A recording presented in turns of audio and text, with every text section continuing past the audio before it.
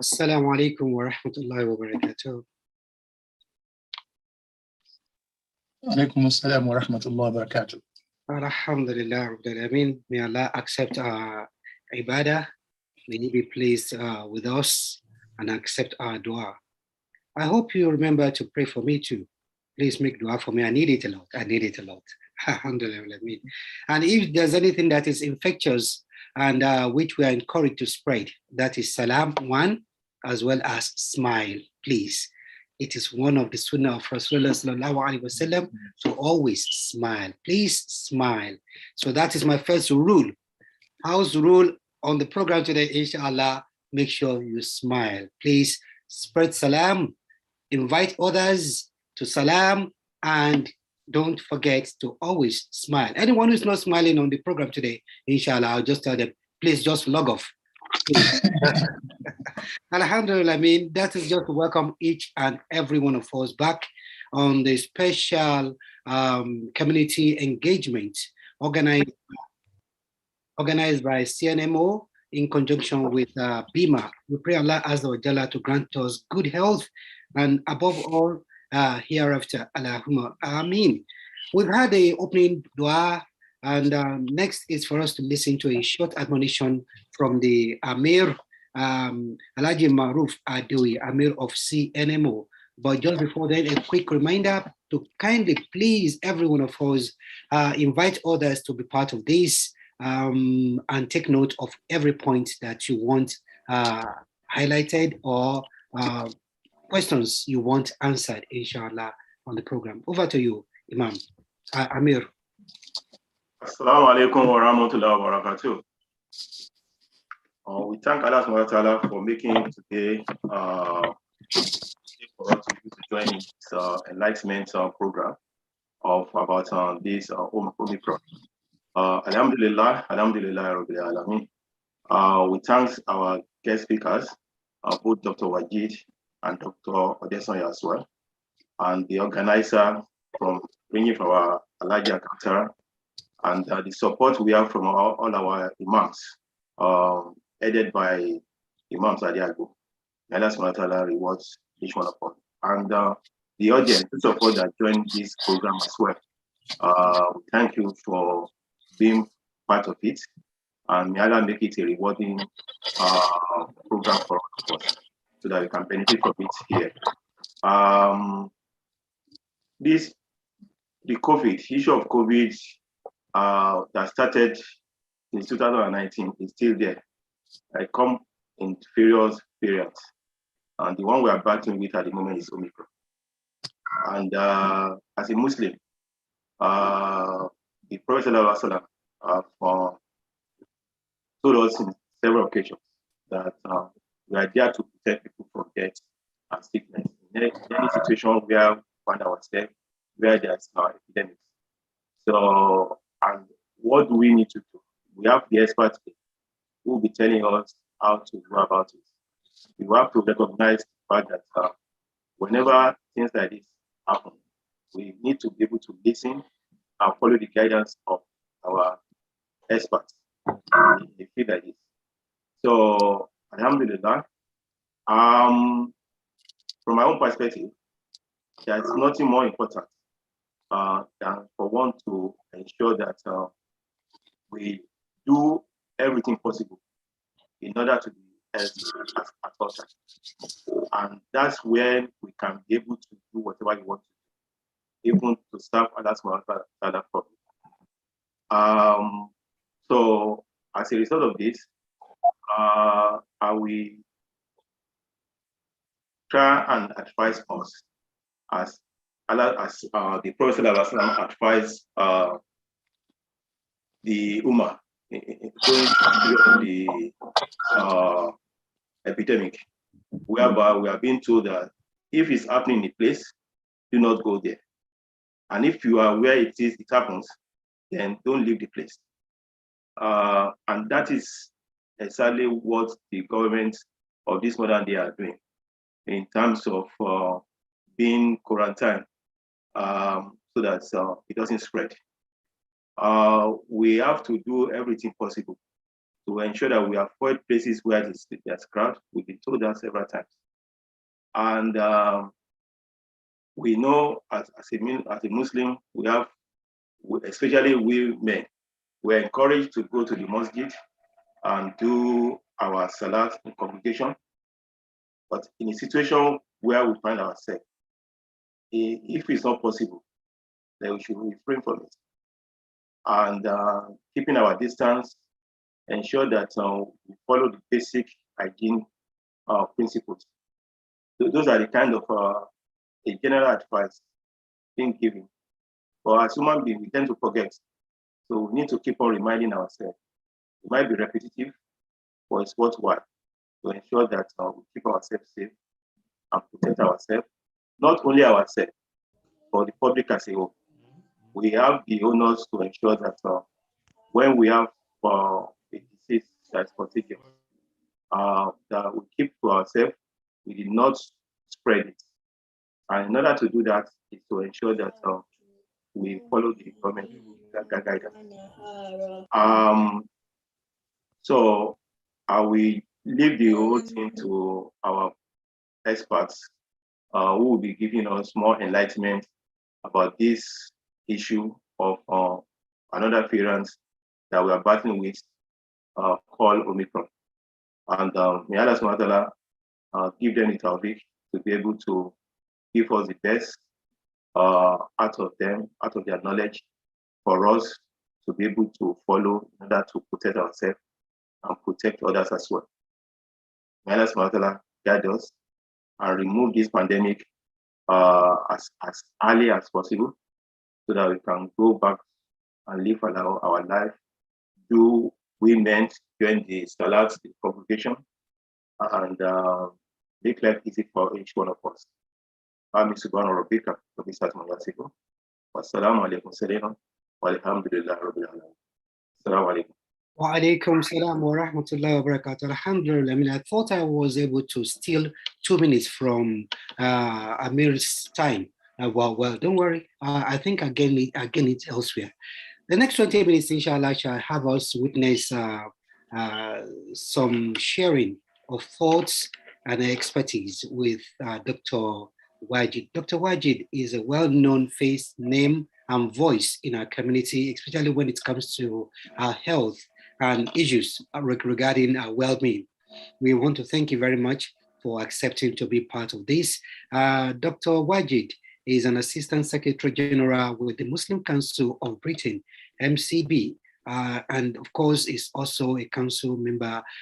Thank you very much. An important representative here, especially from BIMA, that is the British Medical Association. We thank you very much for being part of this. 20 minutes, inshallah, when it shall be busting the myth. Facts and myths, that is what we shall bust, inshallah, as I urge all of us to kindly listen to Dr. Wajid's presentation. Over to you. You have the dice.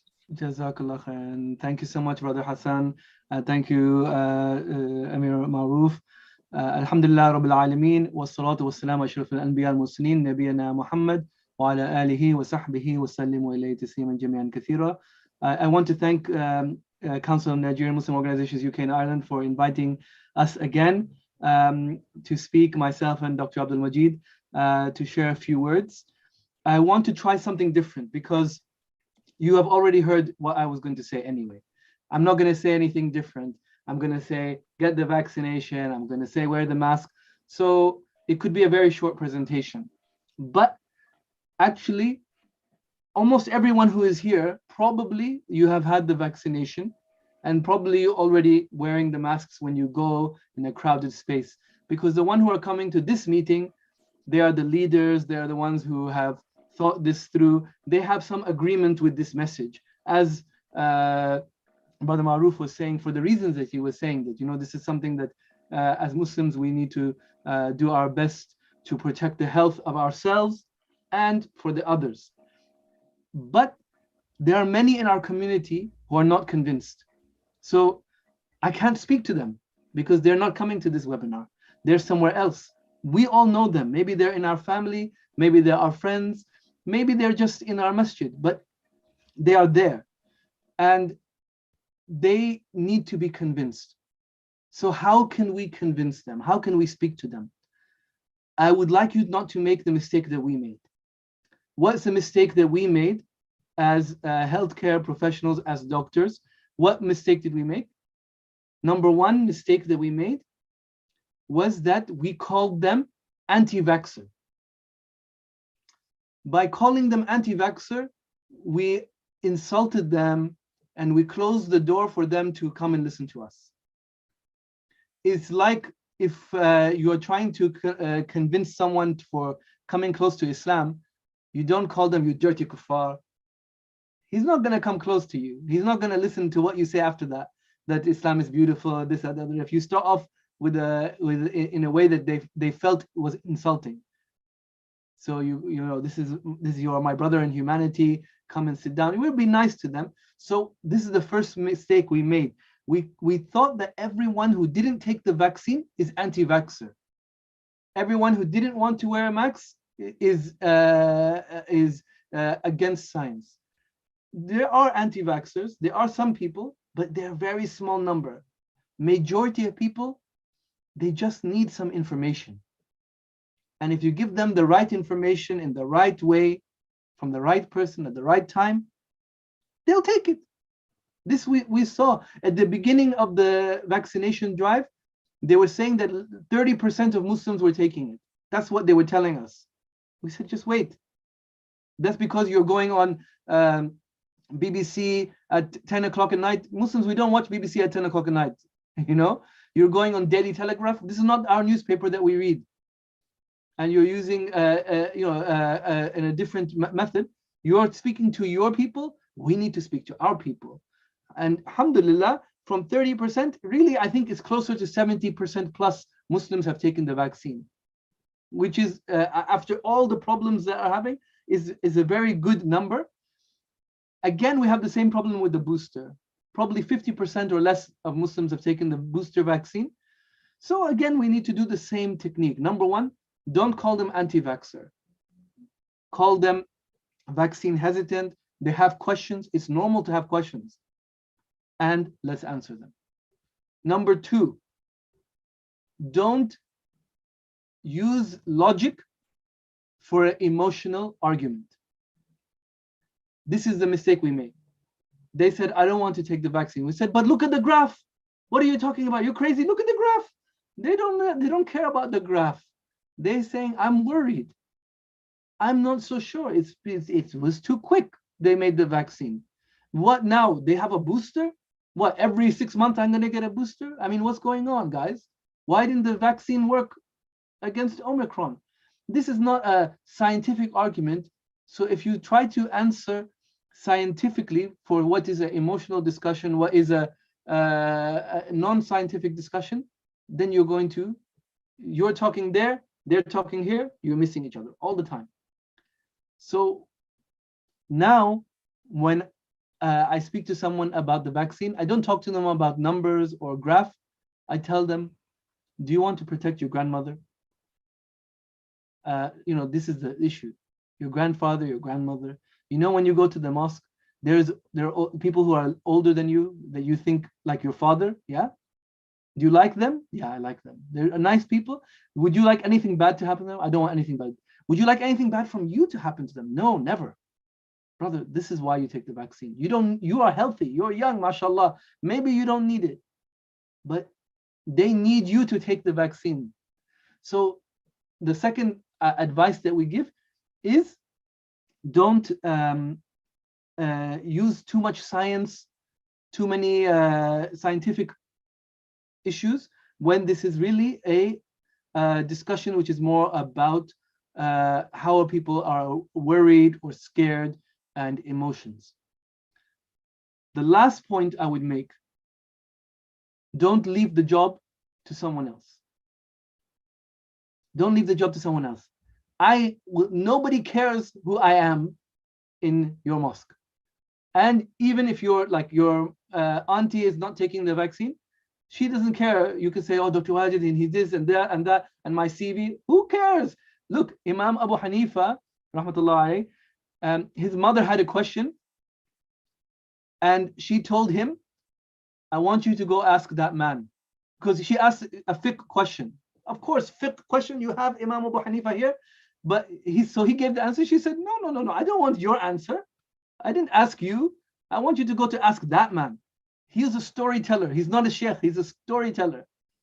So as a good son, Imam Abu Hanifa went to the storyteller and asked, my mother has a question. The sheikh said, so why didn't you give the answer? He said, she wants the answer from you. He said, from me? Yeah. So the storyteller, he was smart. He said, what answer would you give in this situation? So Imam Abu Hanifa said, I would give this answer. He said, yeah, my answer is exactly the same. It's exactly the same. So Imam Abu Hanifa went back to his mother and said that this is what the storyteller said, and his mother was happy. What does this tell us? The messenger is as important as the message.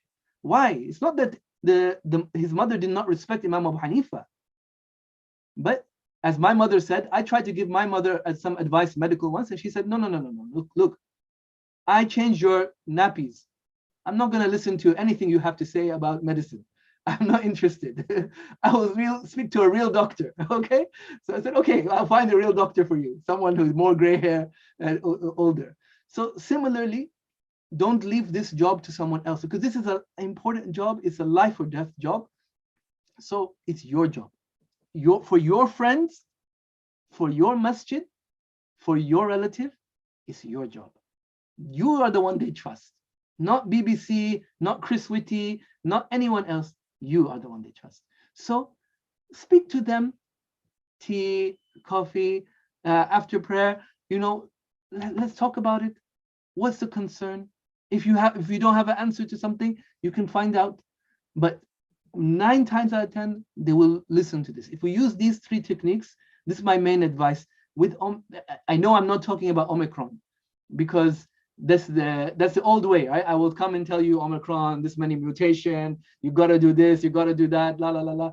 But actually, I want to talk to you about, like, this is the way that we realize that something has changed in the way that we should do health. And this can apply to everything.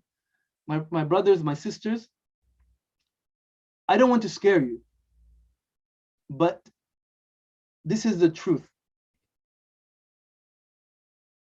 In 5-10 years, the Muslim community, especially the Muslim community, is going to be hit by a wave of cancer, not COVID, cancer, nauzu billah, that will be much more devastating than COVID for us. And when I saw the research, this was done by a Muslim professor. He did the research. He said that we are waiting for a tsunami of cancer. You don't like the word tsunami and you don't like the word cancer. Now tsunami of cancer. So I said, why? Why is it going to hit Muslim community? He said, Muslim community right now is very young, mashallah. In UK, we're very young, one of the youngest, but we're getting older. And we love smoking. And we love our food. And we don't go to get any checks from the doctor. High blood pressure? Nobody go. Yeah, it's okay. Qadarullah. Diabetes? Qadarullah. Everything we leave to Allah subhanahu wa ta'ala. Nothing, no tying of the camel for ourselves. So what the outcome, we will get away with it in 10 years time when our average age is older, like this. This techniques that I'm saying is not just for COVID. COVID is a rehearsal, nauzu billah, for the next problem, for the diabetes, for the smoking, for cancer screening. All these things is a rehearsal. We need to try, inshallah, to use this technique. Try it now, see how it works, because I think it will work really well, inshallah. Don't label them. Don't use science for emotional argument. And number 3, don't leave it to someone else. Do it yourself, inshallah. And if we can make this work, we can make a revolution in the healthcare of our community. Wa jazakallah khairan for your time. Wa alaikum salam wa rahmatullahi wa barakatuh. Alhamdulillah rabbil alameen, Dr. Wajid, as usual, crispy, straight to the point. Jazakallah khairan jazaa. We pray Allah Azza wa Jalla to increase you in knowledge and be pleased with your efforts. He started by telling us that he's not here to frighten us, but the reality has actually been established, and we need to not be frightened, but we should be prepared, we should be proactive and be informed. We should be involved in it and spread the word. We pray Allah Azza wa Jalla to help us and grant us tawfiq in all we do. Jazakumullahu khaira jaza. Once again, don't label. Don't use logic where emotion is needed, and be involved. With that, we want to thank you very much. You have your questions, just take note of your questions. Make your questions questions. We shall have the Q&A session later on after the second lecturer. We shall also have the opportunity to, I think I even prefer that. When you have your questions, use the hand raised and you shall be allowed to speak. Now, because we have CNMO as an umbrella body of several organizations, we have leaders of several organizations here. Please share the link. Tell your members to be part of this. It's not just you learning it, getting the information and going on the member and telling them, no, let them also hear from the horse's mouth. Talking of horses, we're not talking of horses and cows here. We are talking of professionals who are here to help our community. And with that, I go straight to the next speaker. He's a medical doctor with over 10 years experience, both in Nigeria and the United Kingdom. Dr. Majid Odessa is here with us. He has experience in both public and private practice, with a medical degree and a master's degree in stem cells and regenerative medicine. Dr. Odessa is also a researcher with several research papers published in international journals. He volunteers for several organizations and has been a very strong advocate, especially in the community.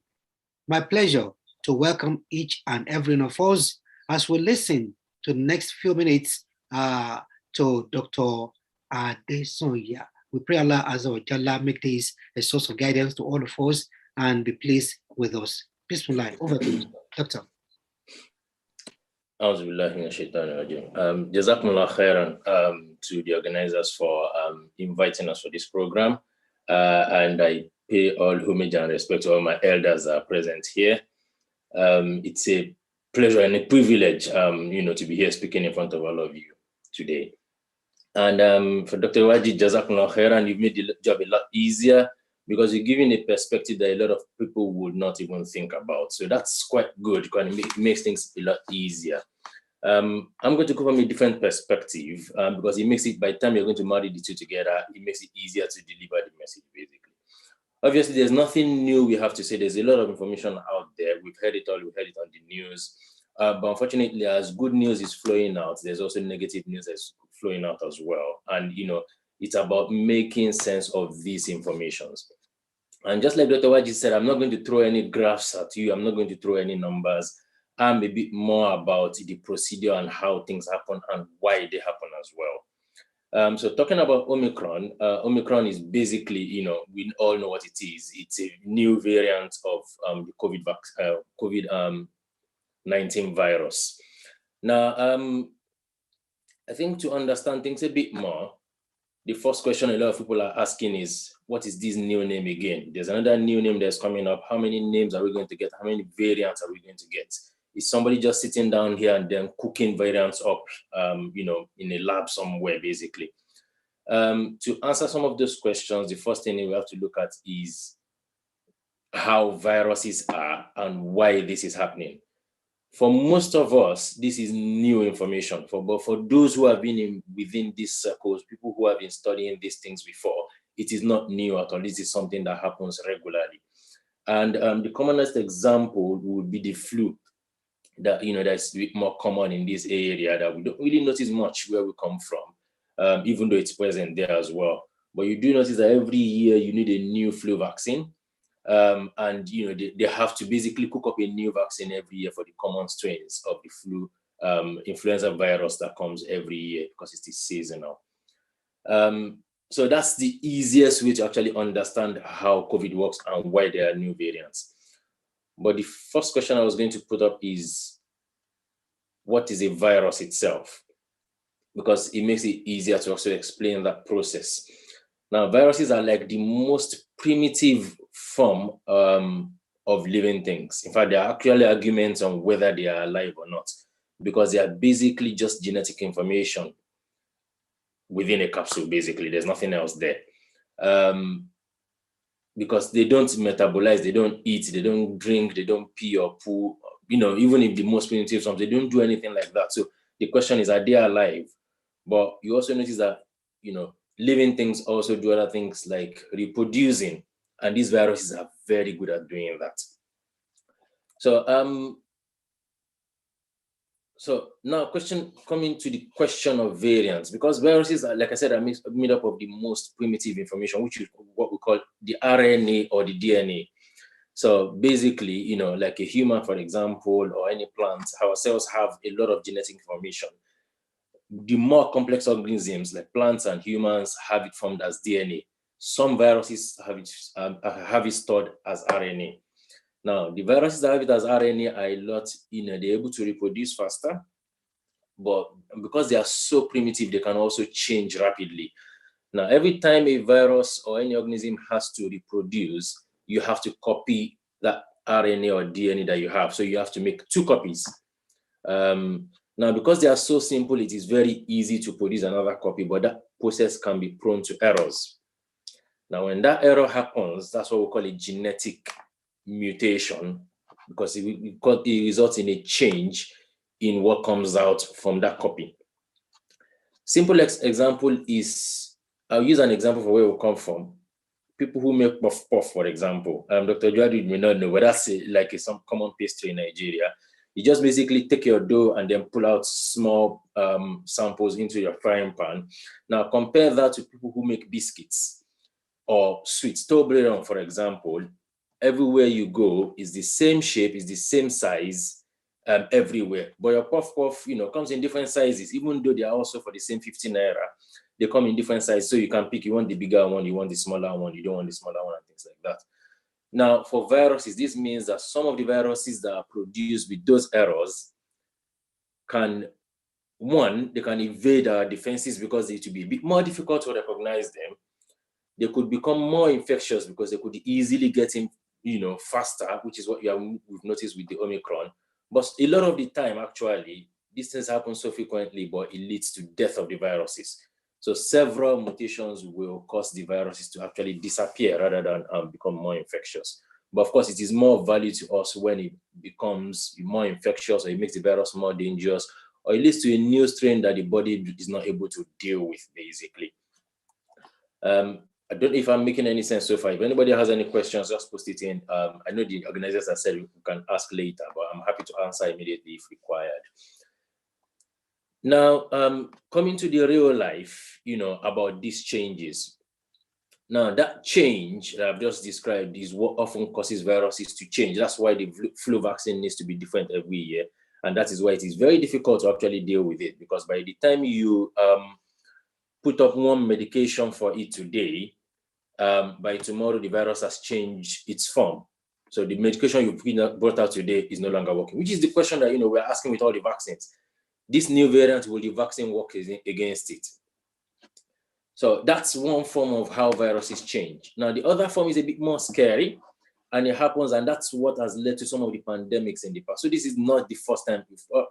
Some of us may have heard about the Spanish flu, and the other flus have killed 20, 30, 40 million people in the past as well. That's some of the things that have actually happened. Now, sometimes what you can have is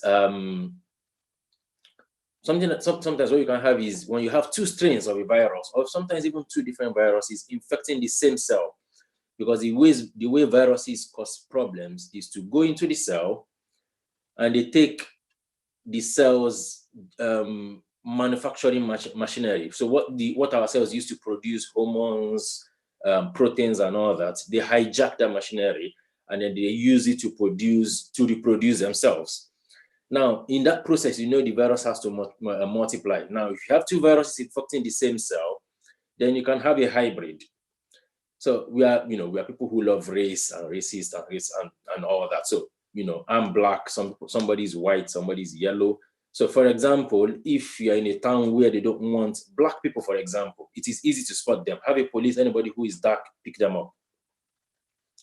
Now, when you now come to where you have a white and a black mixing up, and you have a mixed race person, the person is not white, the person is not black. In black communities, they say you are, a foreigner. In white communities, no, you are black or you're somewhere in between.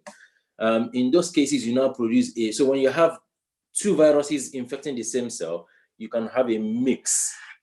So you have a hybrid virus coming out. Now, that can mean good news because a lot of the hybrid viruses will die away, but it means sometimes having almost a new organism that can, be a bit more effective, that bodies, our body systems are not used to, so our defenses will not be able to recognize it. And before you know it, you have another pandemic, which is what happens, it takes a long time usually to have one that will be effective. So it takes anything from 10 years to actually 100 years for you to have those kind of viruses coming up. So luckily, hopefully, inshallah, we don't get that happening with the coronavirus. But, we've been hearing about, the combination of flu and COVID, but that's just an infection, not a combination of the virus itself. So the medical names for this, one of them is called what we call the antigenic shift, which is what causes new strains of a virus, or the antigenic drift, which is the one in which you have a new hybrid, basically. So that explains why you have different strains. And then where do the names come from? Why Omicron, why Delta, why this, why that? Again, it's not names being cooked up. I think that's because the WHO has decided to make things a bit easier, because if the scientists were to use the real names of how they come across these things, we will all be breaking our teeth to pronounce the name. So just to make it easier, that's why you have the Alpha, the Beta, the Delta, Omicron, and then whatever Latin alphabets that you can find, that's how actually they name them. Now, I think that's basically kind of the summary of what I wanted to use to explain how the Omicron, how it is postulated that the Omicron variant came out, basically. Now, the next question is, there are several questions that people have. When are we going to get out of this? Why is the vaccine not working? Is the vaccine dangerous? Should we regret the vaccine? Will the vaccine kill you? Now, I know there are several questions. I can't answer them all, but basically just put up a few just in case. Obviously, I know that all this information is out there and it's everywhere for us to see, but I've just still put them up anyway. In case anybody has any other questions, I'm happy to explain about them. But before we go into that, I'm just going to explain about the, the vaccines that we have outside as well currently. Now, different vaccines outside, because there are questions about these vaccines. Majority of questions are related to the vaccines. Now, one thing I would like to state first of all is that generally, because we are advancing as humans, we are advancing in science, vaccines are actually a lot more safer and a lot more effective than what we had in the past. So, which is one of the questions that we have. We have all survived. Many of us, I'm still quite young, but in the old days when we used to use the gun vaccines that they just shoot the gun into your arm, those old vaccines that they were developed using, some of them were developed using very primitive methods. To be fair, some of those methods are still in use right now. But we survived it. A lot of the side effects were not either recorded or were not even attributed to those vaccines. Now, today, there's a lot more vigilance, there's a lot more reporting. For example, today, if you have the vaccine, you have to report any side effects you get. Whether it's due to the vaccine or not, you have to report it. So there's a lot, and that's, unfortunately, that creates the side effect of having a lot of misinformation. And that's why the authorities actually take a lot of this information so that you can actually find out if it is the vaccine that is causing it or not. So there are plenty of things out there. But talking about the vaccines, first of all, so the commonest, we have outside are the Moderna, which is one, the Moderna, the Pfizer one. There's the Johnson & Johnson and the AstraZeneca. I know there are others, Sputnik from Russia. There are all sorts. But many of them there are two main methods basically that they have used to develop these vaccines. The Pfizer one, for example, is using one of the newest methods of creating vaccines. It's actually a more targeted method, it's a more direct method. It's actually far more effective at producing that vaccines than before. Now, the question of why vaccines were produced almost rapidly. The vaccines are developed using what we call the mRNA. They are actually what we call mRNA vaccines. And now mRNA, I mentioned, if you remember, I mentioned about RNA and DNA earlier, which is what the viruses are made of. And it is that RNA or the DNA that the virus uses to hijack our body system into producing more copies. Now, what the scientists have done is to take that same RNA, take a part of it that represents the cap, or what you use to represent the virus, what our body can use to recognize the virus. They have taken just that small part of it and they've made RNA with it. So they made mRNA with it so that once our body receives that, our body can produce copies of that cap. So it's basically like producing, I use that example of race again. You have a white country where people, they don't want black people coming in. If a black man wants to come in, he just needs to get somebody that can make him a white face mask. So basically, by the time you have a white face mask, you can go in and not be recognized. So what our body does basically is use that mechanism, give that white face mask so that the body can recognize that this person is white, we don't want him in a black country, or this person is black, we don't want him in a white country. It's as simple as that. That's how the mRNA works. The other method which was used for the Johnson & Johnson. Johnson & Johnson took the actual coronavirus itself, they modified it so that it cannot infect. So when that one comes into the body, your body is able to produce a reaction, but the virus itself cannot produce an infection in you. So that's the second method. Now, the third method is something that has been in use for a long time. That's the one that was used by AstraZeneca. They basically took a virus that causes cold in primates like chimpanzees and monkeys. That virus cannot infect humans. They merged it with the coronavirus, the part of it that the body can recognize but cannot cause infection again. And that's what they use to produce a response in us so that we can produce antibodies to actually fight the virus. So basically, that's the three methods of how these vaccines are produced. Now, obviously, because they are new things to the body, sometimes they can produce unexpected effects. So it's not unexpected for you to have side effects. That's why there's reporting. Now, the commonest side effects that you will get are the commonest that we know. You get some muscle aches, you get some fever, you feel a bit unwell, because that is actually how the body responds. That's, how if you get malaria, it's body's response. It's not the malaria actually, it's body's response that is causing a fever. And sometimes the body actually uses fever to kill certain organisms. So that's why sometimes, again, that's a digression, so I'm just going to leave that. So that's the part regarding the vaccines. Please, if I'm running out of time, the organizer can just let me know if I'm overshooting my time.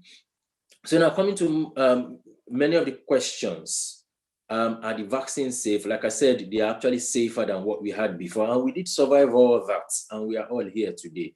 And we have a lot more information about these vaccines today. We know what side effects they can cause. Yes, for example, the AstraZeneca one, there were cases of people having blood clots in the brain and in the legs. Yes, it was confirmed that it is related, but how much of it, how many people were affected is actually a very small percentage.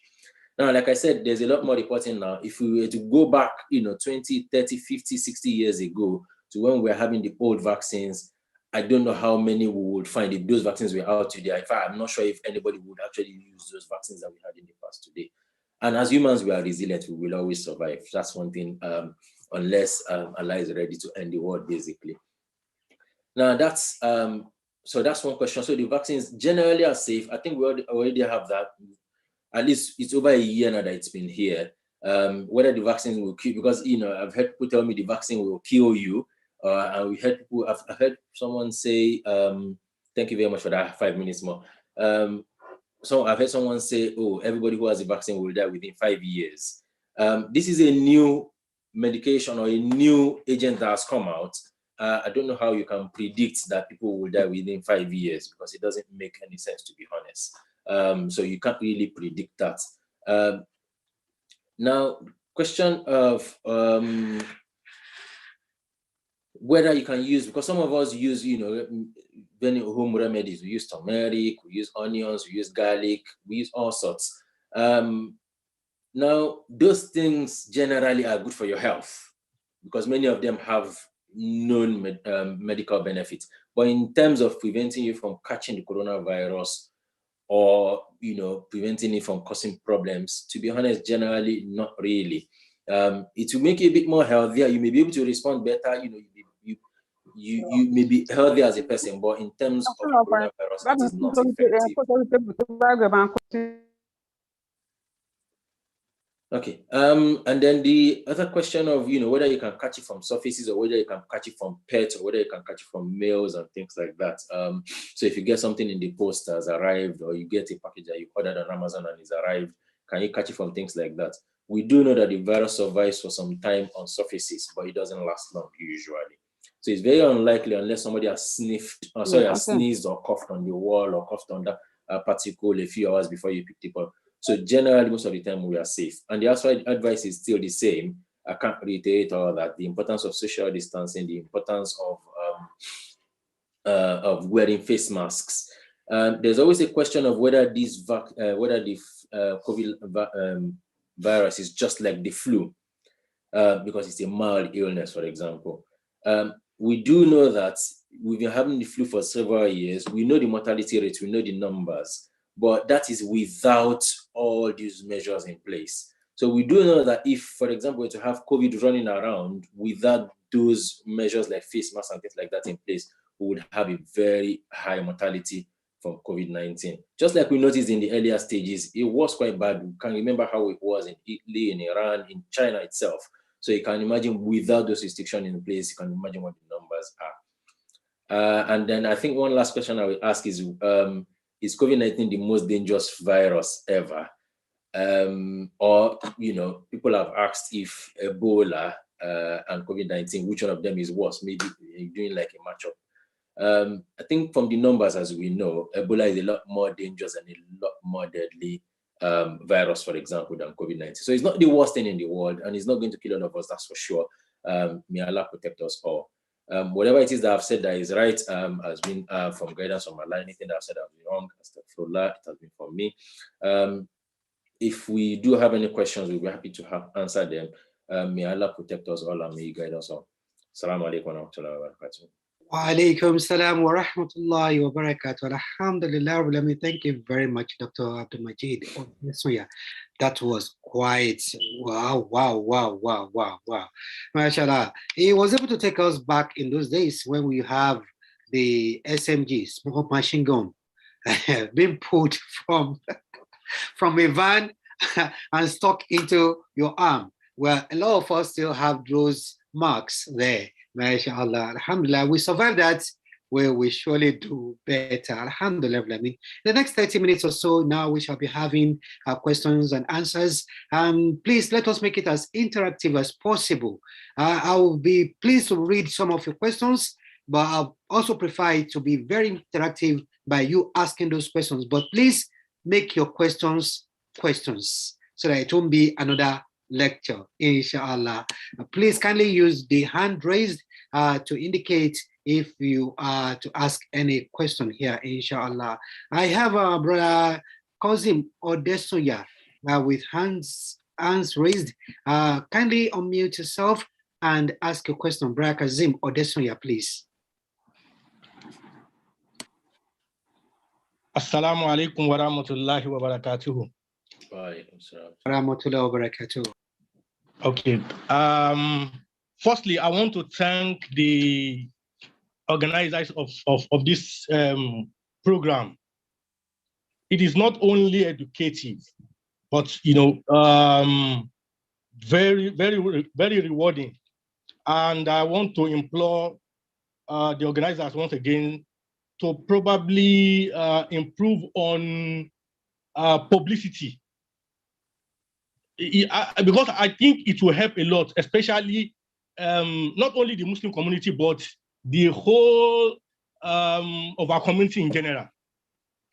It will help a lot. I wish I had have this information prior to this moment. probably I will have shared with a lot of contacts because it is very, very educative.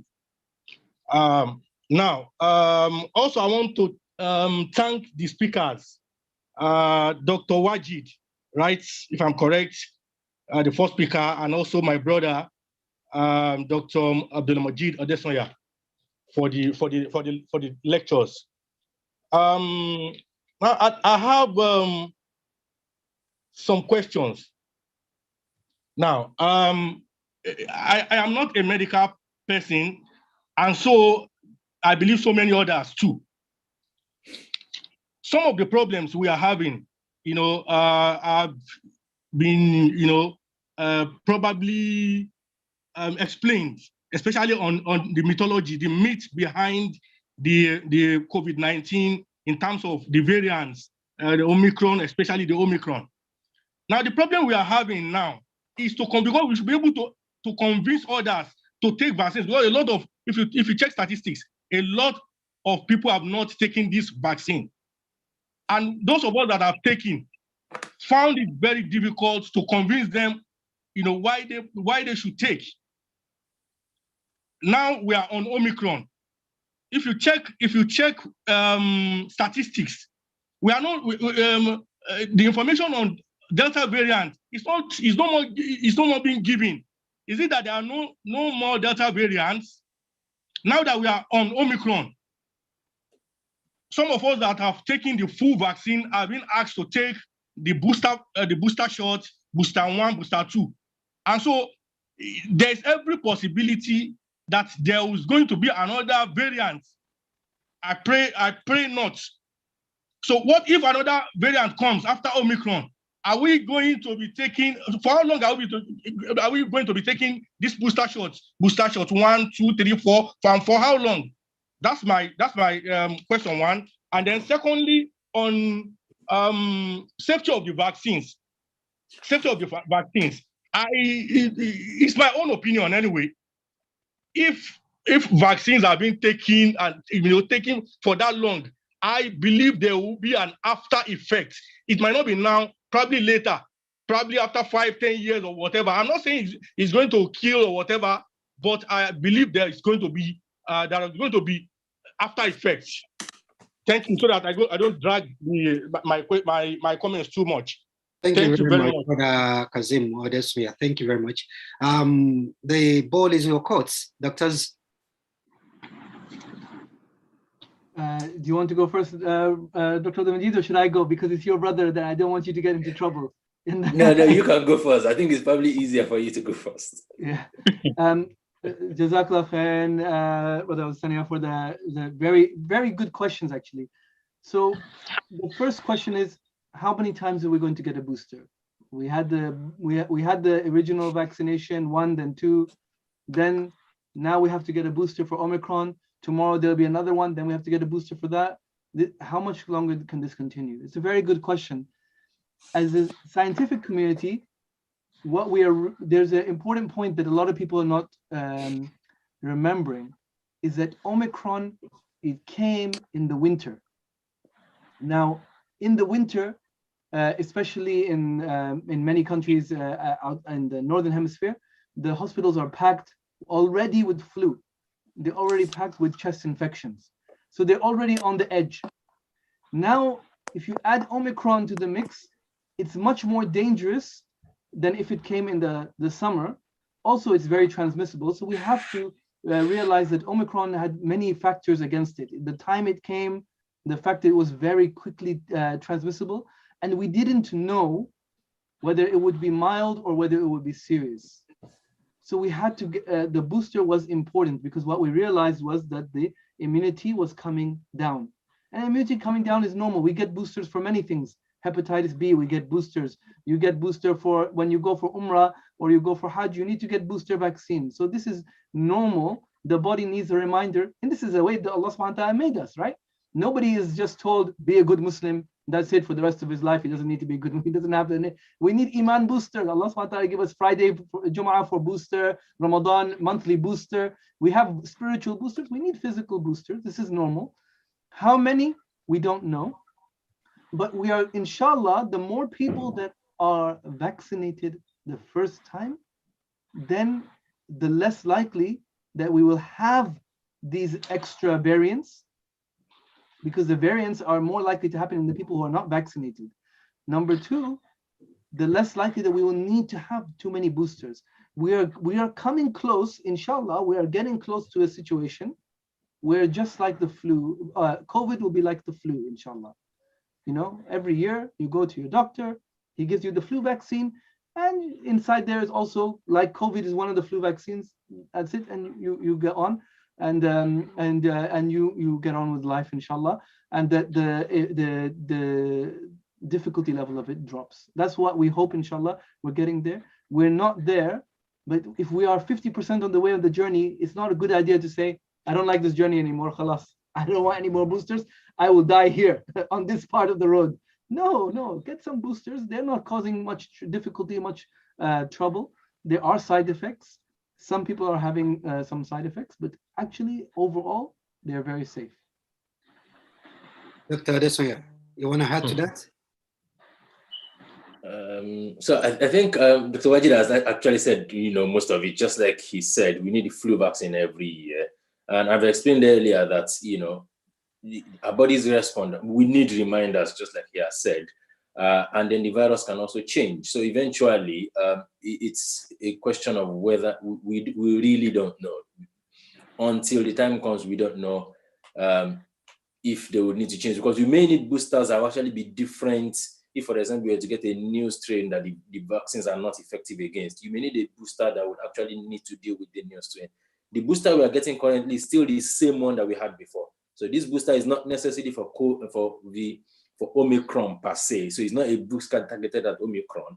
It's basically a booster targeted at, because there were infections rising, we had a new variant that is more infectious. So it's not as if it's a different vaccine, it's still the same one. But we may need boosters if, for example, the virus was changed so much that the current vaccines are not working against it. And the good news also we have is that there are medications coming out now that we can use. They've actually started to give it here in the UK, definitely. They started to administer, this is not just vaccines now, this is treatment for COVID. So by the time, I think after some time, we would be in a case whereby, you can easily treat it with tablets. Even if you don't want the vaccine, you can easily have the tablets, for example, or there are some injections that they give as well. Now, in terms of the after effects, the vaccine is not different from any vaccines that we've been having before per se. So whether, the measles vaccines we had, the yellow fever vaccines that we have, whether they're going to have any long-term effects in 10 years' time, in 50 years' time, nobody really knows. So it's still the same thing. It's very unlikely.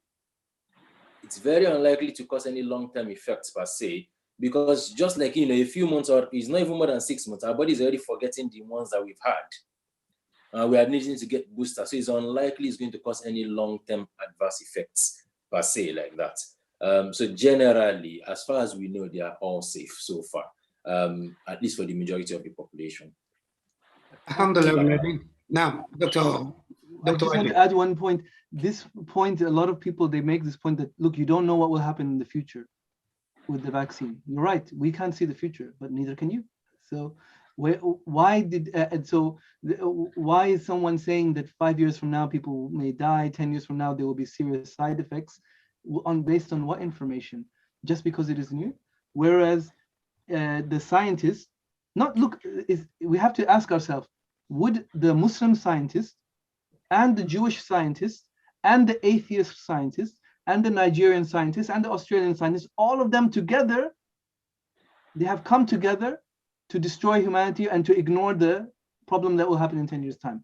We don't agree on anything. We don't, some of us believe in Allah, some of us don't. Some of us are from one country and some of us from another, different ages, different background, different university, but we all somehow came together and we all together ignored this issue. Is very unlikely. Actually, as Dr. Adesanya said, this vaccine technology has been around for a long time. If you should know, then our brother, he is named after Khalifa Abdul Majid. There's a Khalifa Abdul Majid who was the first Khalifa in the Ottoman Empire. He started the vaccination drive 150 years ago. So he's the one who made the, the green dome in Masjid Nabawi. He's the one who made that, the green dome, and the way the old mosque, Masjid, Prophet ﷺ mosque in Medina looks. He's also the one who started the vaccination drive first time more than 150 years ago. So this is something that has been around for a long time. There is a lot of evidence for it. And this is Muslim technology, right? Where did they get the vaccine from? They got the vaccine. They say it was started by Edward Jenner, but Muslims were doing it from long before. We saw the cow had cowpox, and this was not dangerous. So they took the thorn, they put it in the cowpox, and then they put it on their children so that they wouldn't get smallpox. So we were doing it a long time ago, but we want, inshallah, instead of us saying that is this real or not real, we want Muslims to make the next vaccines. We want us to find the cure for cancer, inshallah. It should be one of our children who do this, not somebody else. Why should always they and everyone else find the cures for these diseases? We will find the cure, inshallah, and we will name it after our Prophet ﷺ. We will name it after our awliya. We will name it after our great leaders, and inshallah, they will take, this is the Nana Asma'u capsule that they will take to treat cancer, inshallah. That's what we want. May Allah Azza make it easy. I have a question here on the chat. It says, could this be a bacteria and not a virus?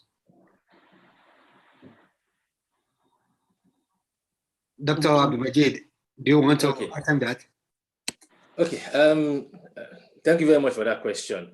Bacteria and viruses are very different entities. They're different organisms. Actually, as tiny as bacteria, none of them we cannot see any one of them with our eyes. That's for sure. But bacteria you can see with the simple microscope, the small microscope you can see it with it. Viruses you need very complex, very complex microscopes to be able to see a virus. So a virus is actually very tiny compared to a bacteria. So they are very different infections entirely. They are different organisms entirely. There are viruses that infect bacteria. There are viruses that infect viruses. There are viruses that infect humans, monkeys, and things like that. And there are bacteria that also infect humans as well. So, but in the scheme of size of living things, bacteria are generally bigger than viruses. So they are very different infections. And viruses, they are kind of like one of the signs that Allah uses to teach us about how insignificant we are. Because these things are so tiny, you cannot see them, but they can cause so much problems. As humans, we believe in having muscles, go to the gym, get a bigger gun, you fight. If you have a bigger bomb, you win the war. But when it comes to the smaller, tiniest little things that you cannot see, they actually can overpower you. Look at, nobody would have thought 2 years ago that anything can ground all the planes in the world as it did in 2020. I think it's just one of the messages from Allah. Anyway, that's a digression from the question, but they are very, very different organisms entirely. So it cannot be bacteria. It is definitely not. Alhamdulillah, we have a couple of minutes more to go with the question and answer. But just before then, I'll be very pleased to have a quick session for announcement from CNMO. If CNMO is ready, can we have a few announcements? And after that, we'll come back to questions. I got some questions here too. Assalamu alaikum. CNMO. Wa alaikum salam wa rahmatullahi wa barakatuh. Thank you very much, Brawali Hassan, and our guest speakers for today. I just have information to give the entire community. The first one, it's about our forthcoming election. And as you can see on the screen, for organizations that are represented here today, CNO would like you to start getting ready because the form will be out for nomination. And I'd like you to nominate someone for the positions that are on the screen, 6 positions from the Amir up to the Women Affairs Secretary. And it is important if your organization is yet to make their subscription for the year, as according to the Constitution, you can see on the right, information therein says that we need to make sure that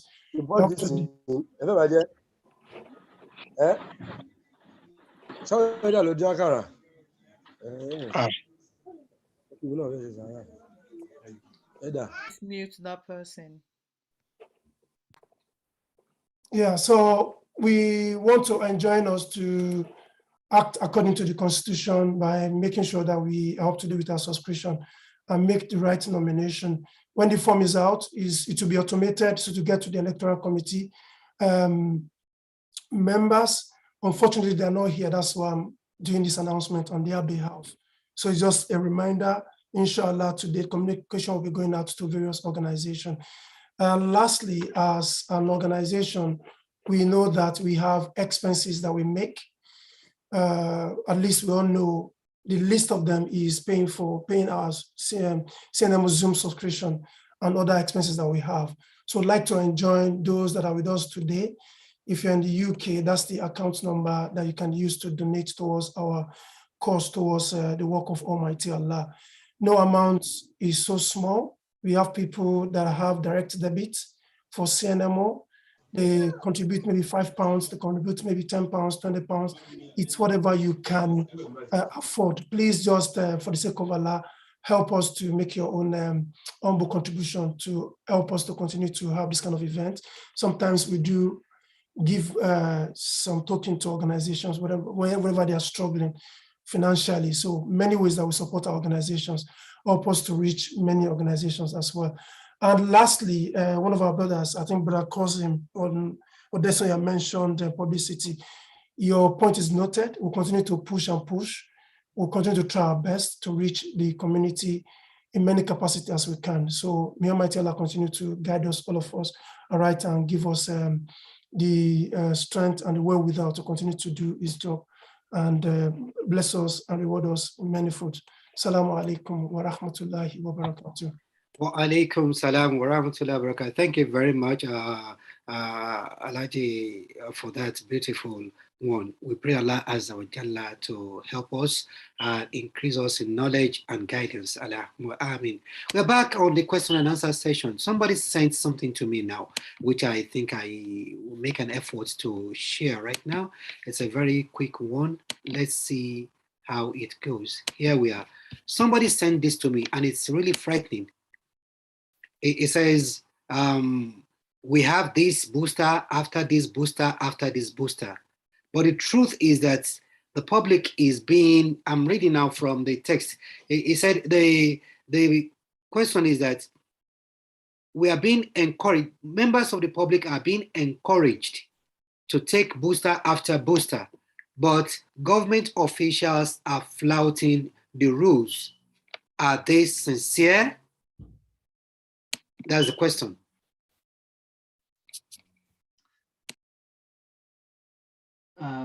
I think it's a very difficult question to answer, whether someone else is sincere. We cannot look inside other people's heart. What they're flouting the rule about is having parties and so on and so forth.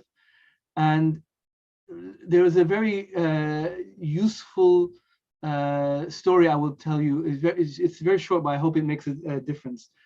When the Italians were invading Libya, and they had killed millions, and they had put millions into concentration camps, and they had treated the Libyan people as they wanted to finish them. The Umar Mukhtar, who was leading the fight back against them, his people, they caught some Italian soldiers. So these people said, we're going to finish these guys. After all they did to our villages, to our people, etc., we're going to finish these guys. And Umar Mukhtar said, no, you're not going to touch them. They said, what are you talking about? We're going to finish them. Look at what they did to us. They treated us like this. They put us in concentration camps. They bombed our villages. They killed our family. Of course we're going to do this. You know what Umar Mukhtar said? He said, no, we're not going to do this. Why? Because they are not our teachers. They are not our teachers. Our teachers, Prophet ﷺ was our teacher. And he taught us the best way. So if the certain parts of the government, if certain individuals, if people are showing two faces and they're saying one thing and doing something else, then that is their problem. But they're not our teachers. Our teachers about how to behave when it comes to a pandemic, about looking after people, about being responsible, is our Prophet ﷺ, and we will follow his example and example of others, inshallah, in that regard. The question is the science sound? Yes. You are hearing it from Muslim healthcare physicians. You're hearing it from everywhere across the world. You are seeing the evidence in the. So I know we said we're not going to talk about graphs, but myself, I'm on a group with Muslim intensive care specialists. So the ones who work in the seeing the worst patients who have 1 in 10 chance of dying. You know Russian roulette? You know the game Russian roulette? You put 1 bullet in the gun, you spin the chamber, you put it to your head and see if you live. If you do this game, you have more chance of living than if you go in intensive care, because by the time you go to intensive care, you are very, very, very sick. They're trying to save the most sick people. And we asked them who, they said it's full of those who have not been vaccinated. Those who have not been vaccinated. And it's unfair because a lot of people who need intensive care, who have been vaccinated, they have cancer, they had heart attack, they cannot get in because all the unvaccinated people are filling up intensive care. Those ones who need the ambulance to go to the hospital, they cannot get to the hospital. Why? Because the unvaccinated are using up all the ones. We have, this is the real evidence. We need to be responsible and follow our teacher, the Prophet ﷺ. What they do is between them and Allah subhanahu wa ta'ala, and they will get their issues in this world and whatever happens in the next. Alhamdulillah, we still have a few minutes to go with the question and answer. Please, there is no stupid question.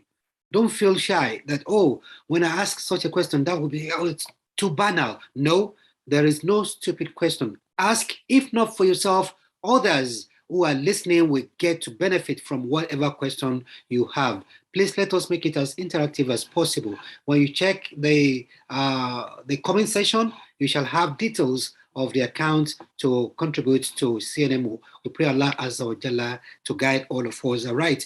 Alhamdulillah, MCB is part of this. MCB is really, really proud to be a part of this, informing people, and that is one of the reasons why Dr. Majid is also here. We thank you very much. Make sure you involve others.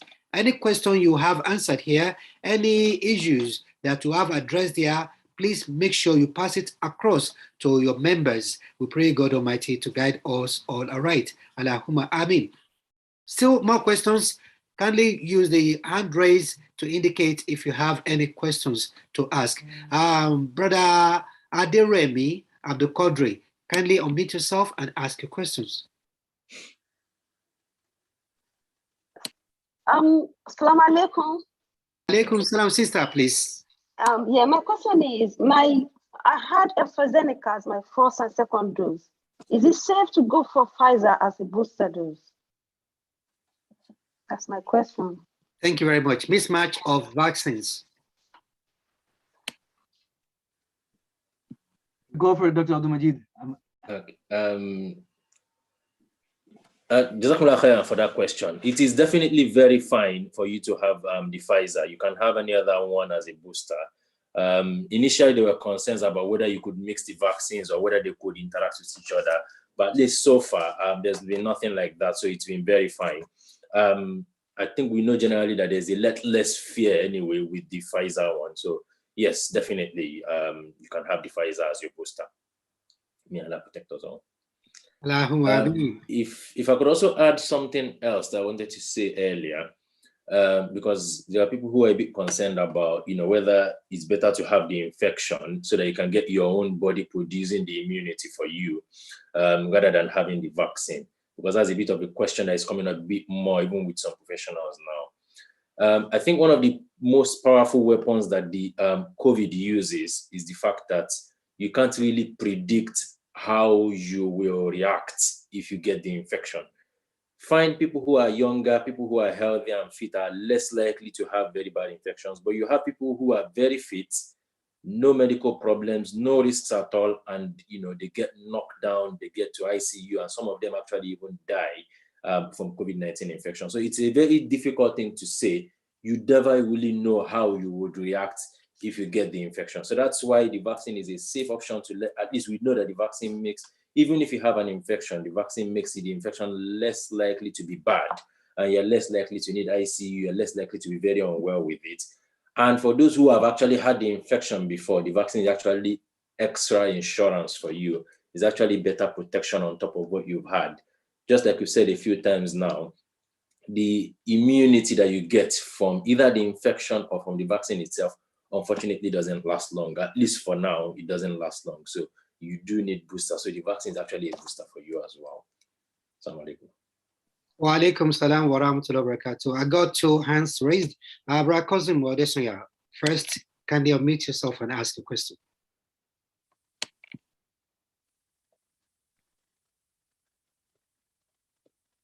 Brother Odessa,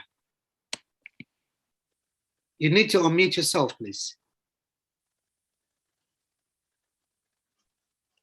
Well, I think he's having some challenges with that. Next is Brother Said Jimo. Kindly unmute yourself and ask your question.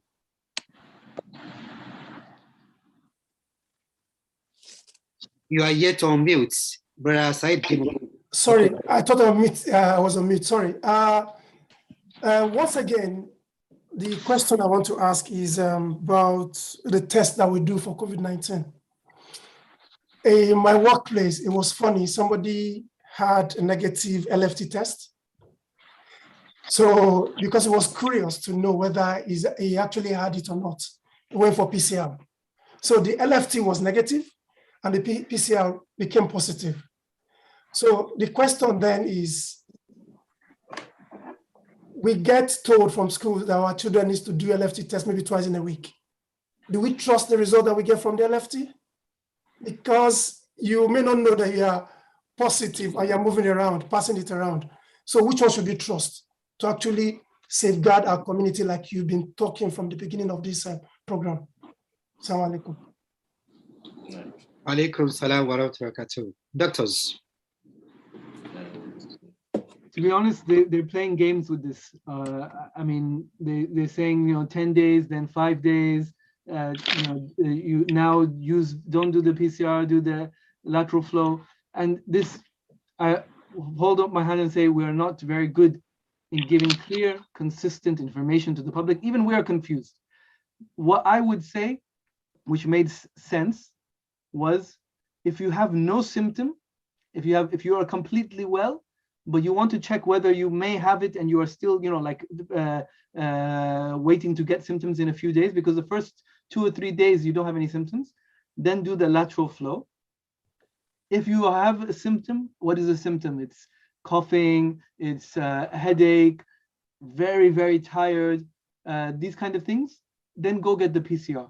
That's what we were saying before. I know they keep changing the rules. In my head, I was like, you know what? Every day they change the rules, so I said I'm going to stick with the rule that made sense. But I don't know. I think there are many other ways. What do you think, Dr. Abdul-Majid? Yeah, absolutely. The lateral flow test is for those who do not have symptoms.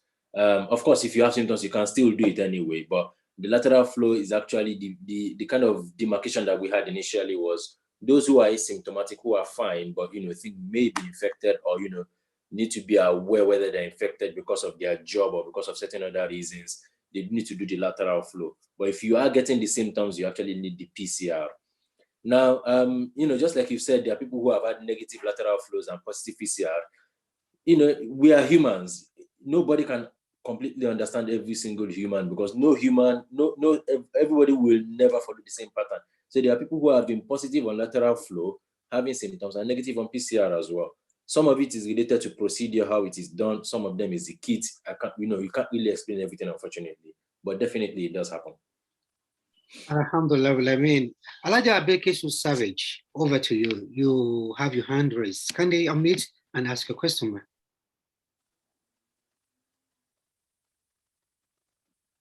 Elijah Savage. Can you hear me now? Yes, please. Alhamdulillah. Let me first of all commend the organizers of this excellent program. It's been very educative and informative. And thank you to Brother Wajid and Dr. Salah. I'm glad I was able to dial in. My question is this. I think the essence of this meeting is to protect our community and enforce that.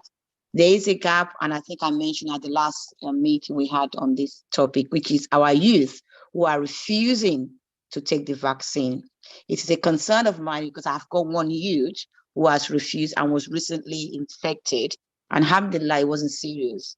But there is element of propaganda that is the youth, rightly or wrongly, are believing, and they're not willing to take the vaccine. My question is, how do we overcome this?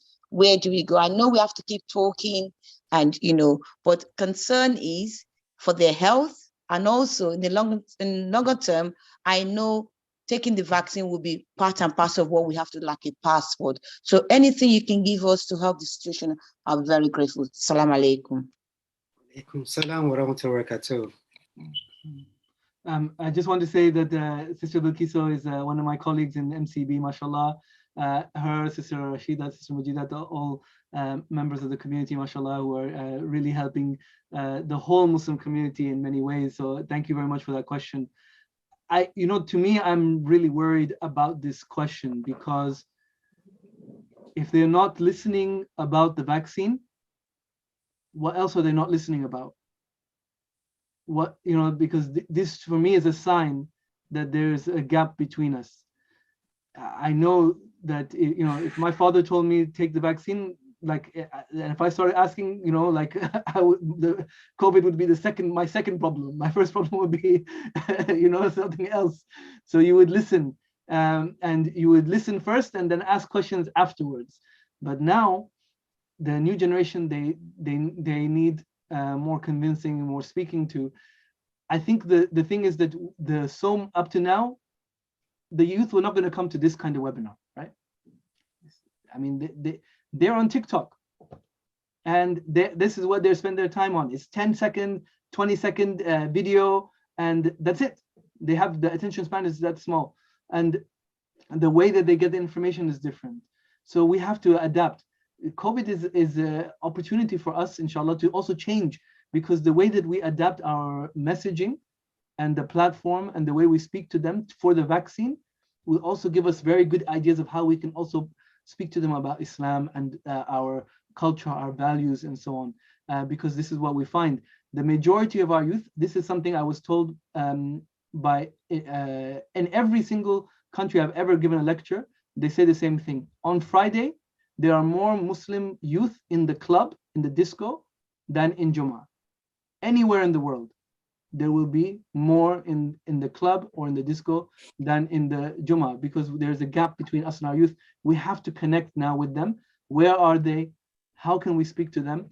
I wish I had all the answers, but I would definitely recommend that this is something, if we can do this, we can think of a way, how do we connect with them? It will be a big deal, not just for COVID, but outside of COVID as well. Allahu Akbar Kabir. Well, that's really disturbing, but factual. We have to face it. If it's a fact, let's face it. Brother Kazim Odessa again, you have your hands up. Can you unmute and ask your question, please? Assalamu alaikum wa rahmatullahi wa barakatuh. Wa alaikum salam wa rahmatullahi wa barakatuh. Thank you very much for giving me another opportunity to ask some questions. I just hope that my questions will not probably irritate the speakers. Now, there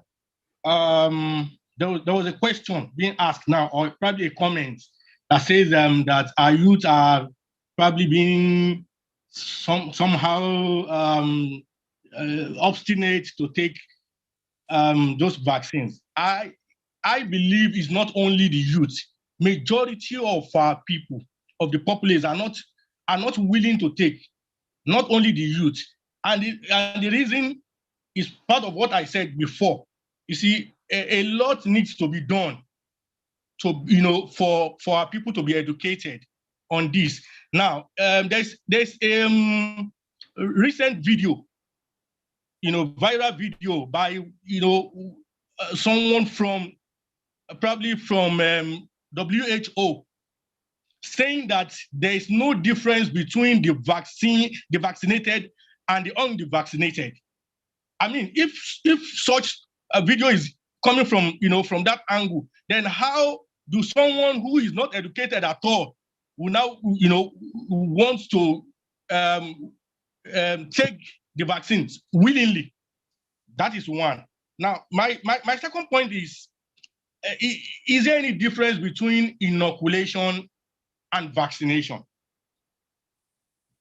Because when we were small, the one we were giving, against polio and the likes was inoculation. The first time I will hear of vaccination is when I want to take the yellow fever vaccine. And so now the vaccination continues to the COVID. The reason why I'm saying this is that for the inoculation, we didn't hear, for a long period, we didn't hear of these variants, whether they are photocopying themselves, or things like that. We didn't hear it. But it happens during the COVID. And so it's still somehow miraculous to most of us. And that when you say, when one of the speakers said he doesn't want to go into probably scientific, but I think most of us still need some scientific so that we will be able to convince this set of people that are probably recalcitrant to it. So that's my question. Assalamu alaikum. Wa alaikum salam wa rahmatullahi. Thank you very much, brother Kozim Odessa. Yeah, he's so dispassionate about it. No, let us just address it. Well, reminiscent of the SMG, the small machine gun on our arm. Don't worry, inoculation, vaccination. Any difference, doctors? Dr. Majid, are you going to answer first? No, you go for it, please. Okay. So in terms of, for general purpose, there are very slight differences, but it's basically the same thing exactly, inoculation and vaccination. So the polio inoculation is actually polio vaccine. They don't even call it inoculation here. It's the same things. It's same thing. It's actually vaccine. So they are the same thing exactly. Now, the question of whether there is a video from WHO and all that, it's unfortunately, we can't comment about everything. And we are humans, just like I said earlier, not everybody will follow the same pattern. And I've said several times that, the vaccines we have today are actually a lot safer than what we had in the past. So those are very, very important facts that we need to keep in mind. Now, whether there's a lot of hesitancy, which is understandable. There are several questions. There are several videos as well. I've seen a few of them. I can't even answer or explain all of them. It's a bit harder because there's a lot more information. Just like I said earlier, there is good information flowing, but at almost a faster rate, there's also a lot of negative information. We do have to understand that there is a painstaking process behind this. You mentioned about not hearing about variants of polio, for example. Now, as far as I remember, don't quote me right now because I can't fully confirm, but I think polio virus is actually a DNA virus. Now, some viruses mutate a lot faster than others. I say, for example, the RNA viruses are likely, because they are a lot simpler than the DNA viruses. That's one of the reasons, that's not the only reasons, but because generally they are more simpler than the DNA viruses, they are likely to replicate faster, and they are more prone to those errors, those genetic mutations that can cause new strains. That is why you are likely to find a new strain for the bird flu and the pig flu and all the swine flu and all the other flus that you can get. But the typical, and that's why, for example, HIV also is able to replicate as well, a bit more faster. But the reason HIV replicates is a bit different as well. Again, there are some of these details that it's a bit difficult to generalize or go into, but these are several reasons this can happen. Now, so it's not just every virus. So yellow fever virus doesn't mutate as much as you would find, or measles, for example, not as much as the flu virus or the other one, or the other variants I've just mentioned. That's actually more dependent on that virus itself and whatever it has. Some of them do it for different reasons. Some of them do it to evade our body systems. Some of them, it's for several reasons. Unfortunately, it's not all the science that you can throw out. The problem here, just like Dr. Wajid has said, is that you can't fight an emotional argument with a scientific one. So no matter how many data you put out, you hear things in Nigeria about people who tell you about how to manage a kidney problem, for example, and the person does not even know where the kidney is or how the kidney functions. How do you, who has studied what the kidney looks like and how it functions, how do you argue with that? We've still not won that argument till today. So it's a bit difficult. The truth is, you can't win at everything. You can try. All you can do is actually just advise. Eventually, unfortunately, some people, as wicked as it sounds, some people have to learn some of these lessons the hard way. I've lost some relatives to this, and it's painful. Unfortunately, until some other people get it, they don't realize what harms they are causing. And that, that answers some of the questions about the youth as well. Some of them don't realize how selfish, in quotes, it is for them not to have the vaccine or for them to refuse to have the vaccine. Because it's not necessarily just to protect you, it's to protect one against new variants, is to protect people who are actually vulnerable, people who, for example, one cannot mount a response to an infection, people who are not able to take the vaccine for other reasons, maybe they would have a reaction to it, people, of course, who have other medical conditions, so their grandmas, their grandpas, people who are vulnerable around it. Even the small child with leukemia who is walking on the market with you can get it as a result of you. So they are basically walking risks to other people. I don't know if that makes... Yeah, that makes perfect sense. And I will just add the point. Yes, there was this video by someone who was a World Health Organization scientist, and he was saying this is all fake. There are many videos like this. What I would say, brothers and sisters, there's a scholar, Islamic scholar. He went to Al-Azhar University. He's on the Supreme Council of Al-Azhar University. He says drinking alcohol is halal.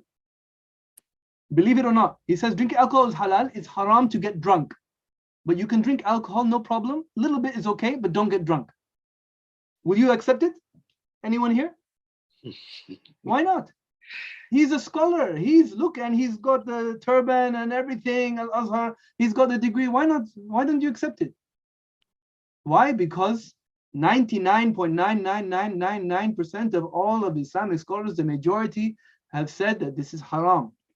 This is understanding. So when you find one person, there's always one person like this. There's always one or two people who say, yes, violence is right, no matter what the reason is. So you can do anything. Everyone's blood is halal. You'll find always someone who says, this is okay. You will find these people. If you look for them, you will find them. And always the news always goes to them straight. The camera goes to them and their video gets shared everywhere. But if you follow them, then you will be destroyed. Better to follow the majority who are on the truth. And this is the same when it comes to the virus. So please, one thing I would beg you, when you get on your mobile phone, you get the message like these ones, don't share.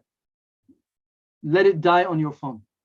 Because if you share, somebody else will listen to it. And I saw one person is a imam. He went, there are people who are dying in intensive care, so they call the chaplain, Muslim chaplain. He said that this young man was dying somewhere north of England.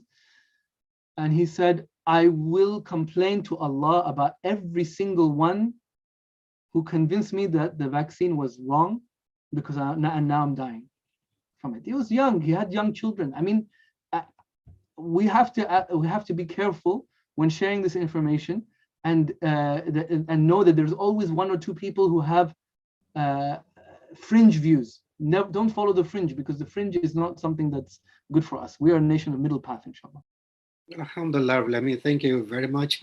The day is fast spent, but we'll quickly wrap it up by first acknowledging the efforts of Alhaja Kauthar Agbalaya, Brother Saeed Jumaa, and of course Amir, Alhaji Muniruddin Ajayi Imam. Thank you so much for those efforts you put in place to ensure that we have a successful deliberation here today. We want to thank Dr.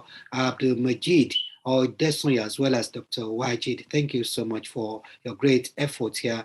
But I wouldn't wrap it up without allowing Alhaji Saeed Jumaa of the CNMO to say a word or two and possibly acknowledge and say a vote of thanks to everyone's contribution. Thank you. Assalamu alaikum wa rahmatullahi wa barakatuh. Alhamdulillah, alhamdulillah, alhamdulillah. I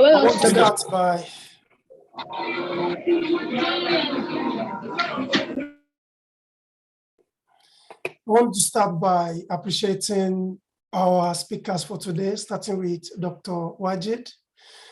Every time we call you, you always answer our call. May Almighty Allah be at your point of need every time. So also, Brother Abdullah Majid too, we appreciate your coming too. May Almighty Allah continue to be with you to answer you at every point of your calling.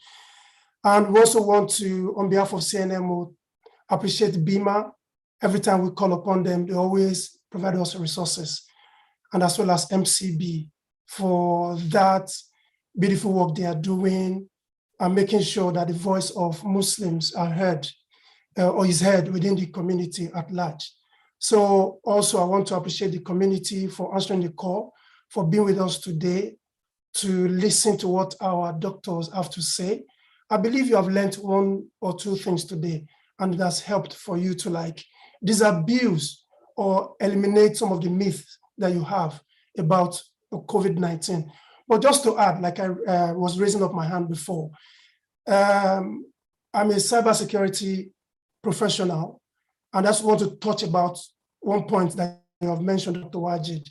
There's what we call deep fake videos out there. We need to be able to differentiate between real and fake ones. They are very difficult to spot these days. And what you need to do, one thing that we were taught in deep thinking, we need to be white hat thinker. Look for facts in everything they send to you. Do not post or forward any videos that you are not sure about. Even if it's religious, we always act with our emotions. Let us stop acting with our guts, our stomach. Let's act according to our head.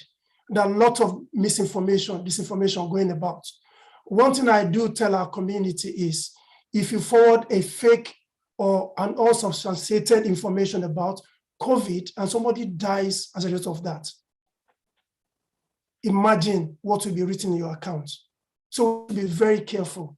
The onus lies on us as parents, as leaders within the community.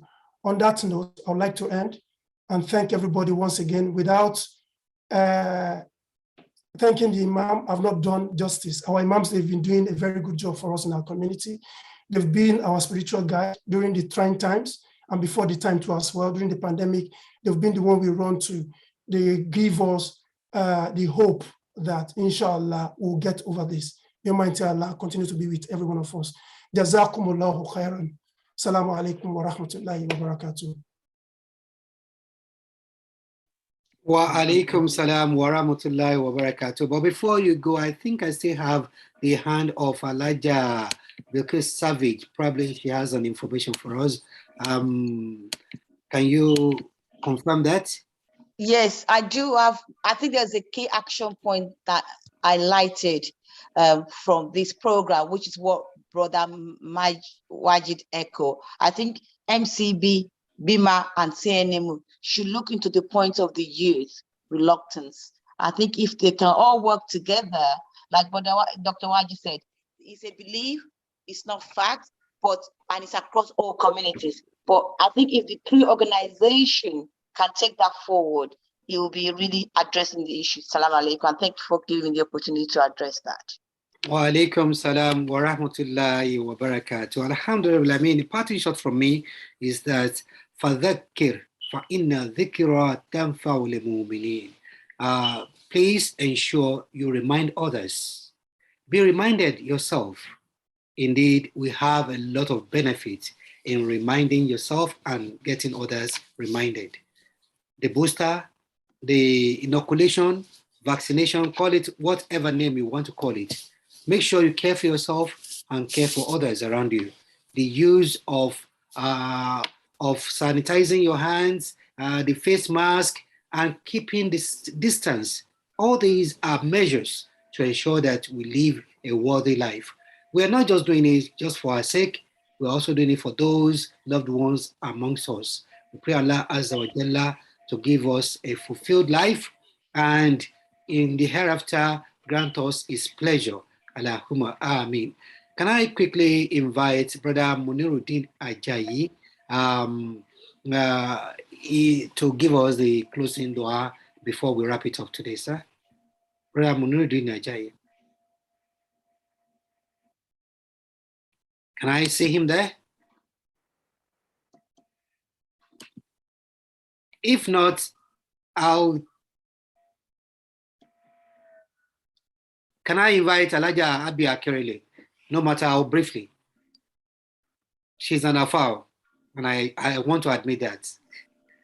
Dua. Brother Ajayi is online. Let's hear from him. He's not on duty. Deputy Amir, sir.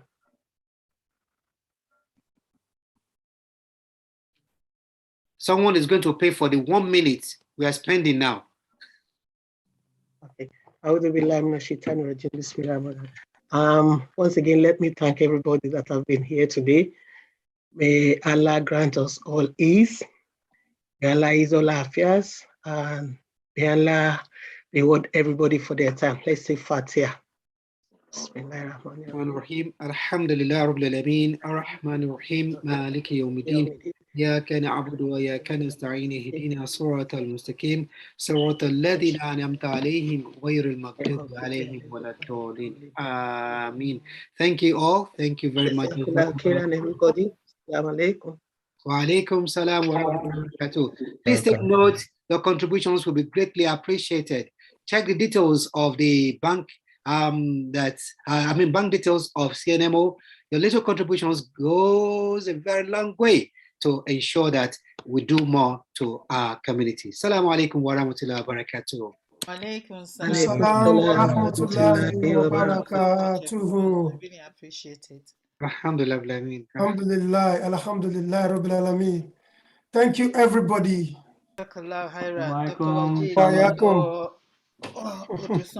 Thank you so much. Thank you very much, our doctors. Yeah. Thank you. Thank you, everybody. Alhamdulillah. Thank you, Ajay Bashir. Assalamu alaikum. One and only Amir. Amir Bawa. Assalamu alaikum, Razan. Wa alaikum salam wa rahmatullahi wa barakatuh. Malim. Malimu. Malim squared. Oh, Razaid. MashaAllah. Thank you very much. Thank you very much. Thank you so much. Thank you very much. Assalamu alaikum wa rahmatullahi. Dr. Abdul Majid, thank you very much. Dr. Abdul Majid, thank you so much. We have so much to work with. I always love coming here, inshallah. Can I share this with Dr. Wajid? Is he still around? Yes. Yeah. There's a saying amongst our people about somebody who is the odd one out. It says that, I'll say it first in Yoruba, I'll translate it later on. I hope I'll be able to do it that well. That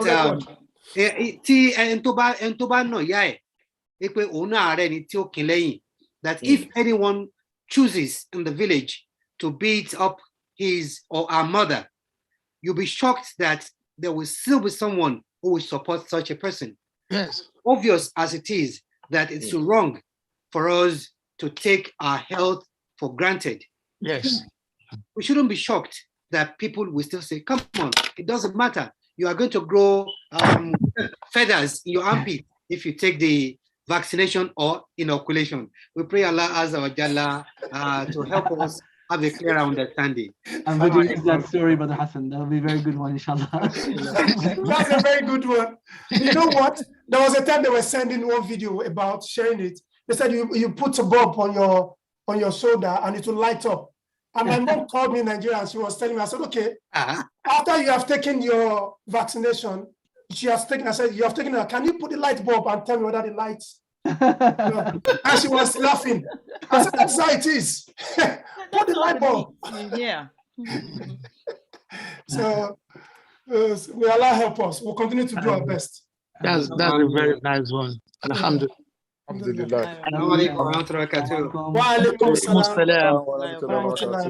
Thank you. All right.